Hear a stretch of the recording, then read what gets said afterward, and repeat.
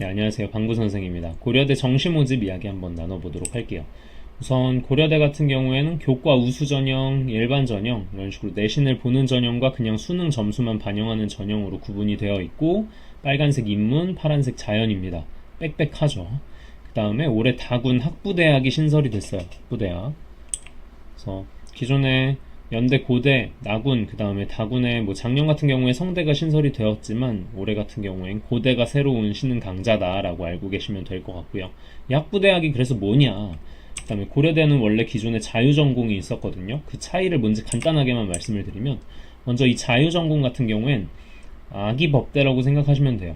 그래서 실제로 여기 안에서 들어야 하는 필수 전공 중에 하나도 공공 거버넌스와 리더십이라고, 그 안에는 민법, 헌법, 형법과 같은 그런 전공 과목들이 있습니다. 그래서 졸업하게 되면은 공공 거버넌스와 리더십 전공을 이수했다는 그런 내용들이 담겨요. 물론 이제 학과들을 고를 수 있지만 그것도 모든 학과를 고르는 건 아니었습니다.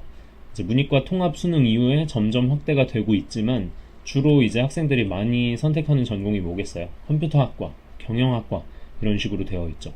이게 늘어나더라도 아무튼 뭔가 다른 전공을 같이 이제 공부를 한다는 점에 있어서 약간 뭔가 반쪽짜리 자유전공이 아닌가라는 생각이 드는데, 근데 이제 이 학부대학은 그냥 본인이 아예 진짜 생으로 전공을 선택하는 거예요.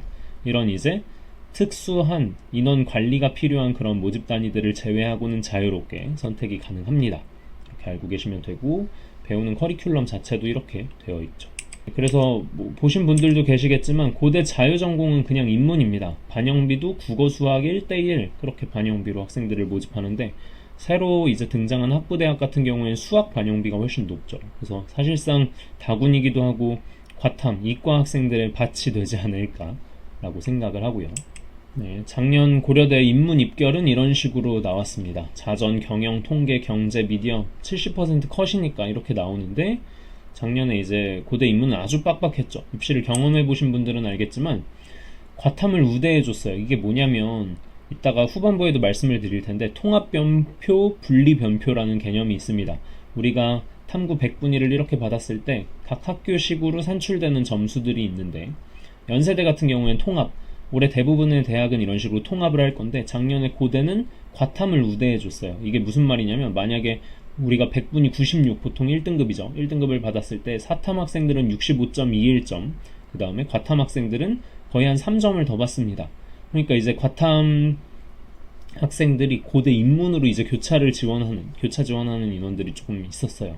그래서 영어 1등급도 엄청 부족해서 연세대는 약간 좀 겁이 났고, 그래서 이제 특히 이과생들이 많이 위에서도 내려오고 관심을 갖는 모집 단위들이다 보니까 상경계열 특히 많이 쏠렸죠. 그래서 작년에 가군, 나군, 다군 이런 식으로 원서를 썼다가 모두 다 떨어지고 이제 다군만 합격하는 그런 중앙대 공대생, 중앙대 경영 이런 학생들이 있었어요. 심지어 고대 경영 떨어지고 서울대만 붙는 그런 케이스들도 있었죠.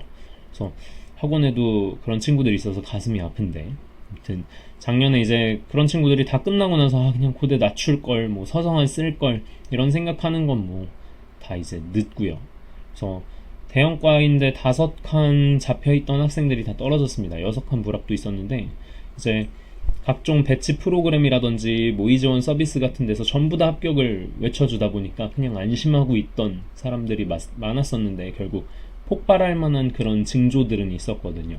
그래서 항상 명심하셔야 되는 게, 원서 처리되면은 펑크, 어디서 빵꾸가 날지 여기에 되게 신경을 많이 쓰시는데, 그것보다 제일 중요한 것 중에 하나는 절대 안정적인 카드들을 먼저 좀 확보를 해두시는 거라는 거. 그래서 위험하면 위험할수록 확실한 안정을 좀 잡아두시는 걸 추천드리고, 이건 올해도 마찬가지입니다. 그 다음에 이제 자연 모집 단위들인데, 컴퓨터, 반도체, 차세대 통신 이런 식으로 그냥 색깔을 나름대로 표시해놨는데, 왜냐면은 대부분의 계약학과들 펑크가 났어요. 꼬리가 이제 중앙대까지도 입결이 떨어지는 곳들이 있었고, 이제 그런 부분들은 이런 70%컷 자료에는 담기지 않죠. 항상 이제 대형 펑크라든지 아니면은 폭발하는 모집 단위들은 어느 곳에서든 발생하기 마련이라, 그런 부분들을 좀 조심을 해보시면 좋겠고요. 실제로 여기까지 구멍이 날 줄 알았으면 제가 다 썼겠죠. 지원자들, 그 다음에 컨설턴트들 담임 선생님들 심리가 물리고 역으로 생각하고 꼬아서 생각하고 그 모든 것들이 맞물려서 나타나는 결과다라고 알고 계시면 될 것 같고요. 그 다음에 고대식 점수 계산을 해보면 인문 같은 경우에는 1대1 반영비고 자연, 학부 이렇게 세 개가 구분되어 있는데 제가 지난번에도 설명을 드렸었으니까 한번 멈춰두고 보시면 되겠습니다. 국어 표점 1점은 인문 계열에서 1.79점, 수학은 반영비 똑같으니까 1.78점 이렇게 나오고, 영어는 3점, 1, 2등급 극간 차고요. 1, 3등급은 6점 차이가 납니다. 그러면 이 영어 부족한 부분들을 만회하려면 내가 국어 수학 얼마나 받아야 돼 같은 부분들을 한번 체크해 보시면 되겠고, 그 다음에 자연이에요. 자연 같은 경우 국어 표점 1점, 1.57점, 수학 1.88점, 그 다음에 영어 1, 2등급 3점, 1, 3등급 6점 이런 식으로 총점이 계산이 됩니다. 그래서 살펴보시면 되겠고요. 그 다음에 이제 과탐 필수 지정, 서울대, 고대, 홍대 이런 모집 단위들이 있는데, 대학들이 있는데, 이제 과탐러들에게는 한 줄기 빛이죠. 이제 사탐을 고르고는 이과를 갈 수가 없다 보니까, 저도 이제 사탐론 영상도 올리고 많은 분들, 많은 학생들한테 과탐 중하위권일 경우에는 올해 사탐으로 돌리자라고 이제 좀 열심히 팔았지만, 과탐 남아서 만약에 내가 1, 2등급 고득점을 쟁취하시는 분들은 반드시 승리를 하실 겁니다. 그 다음에 가산점도 많은 대학에서 빡빡하게 이제 줄 거고요. 그래서 예시로 보면 원래는 이랬어요. 서울대, 고대, 홍대 과탐 필수고 나머지들은 이렇게 사탐에 가산을 주거나 과탐에 가산을 주는 그런 모집 단위들이 있었는데, 아예 발표가 됐습니다. 성균관대도 최대 5% 준다고 했고, 아마 성대는 반영비도 두 개로 나눴다 보니까 그냥 저는 다 5% 줄 것 같아요.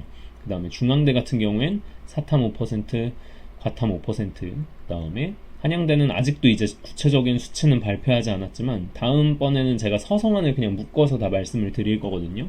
근데 이제 아무튼 과탐 학생들 같은 경우에 충분히 구제를 받을 기회들이 있다라는 거 알고 계시면 될 것 같고, 그 다음에 다군 이제 고려대가 신설이 됐다라고 말씀을 드렸는데, 입학 전형 시행 계획은 없었는데 한양대도 이렇게 같이 들어와서 올해 파란색 모집 단위들이 다 신설된 곳이에요. 작년에 이제 중앙대, 성균관대에 이어서 이렇게 많은 모집 단위들, 인원도 보시면은 꽤나 많은 막 자유전공, 통합전공 이런 곳들에서 인원이 많이 늘어났죠. 고려대 같은 경우에는 인문계열 지원할 때 과탐 학생들을 조금 더 우대해주는 정책을 작년 같은 경우엔 펼쳤다라고 말씀을 드렸는데, 올해는 그런 일 같은 건 거의 일어나지 않을 거예요. 왜냐면은 분리변표가 아니고 통합변표를 쓰게끔 사실상 되어 있거든요.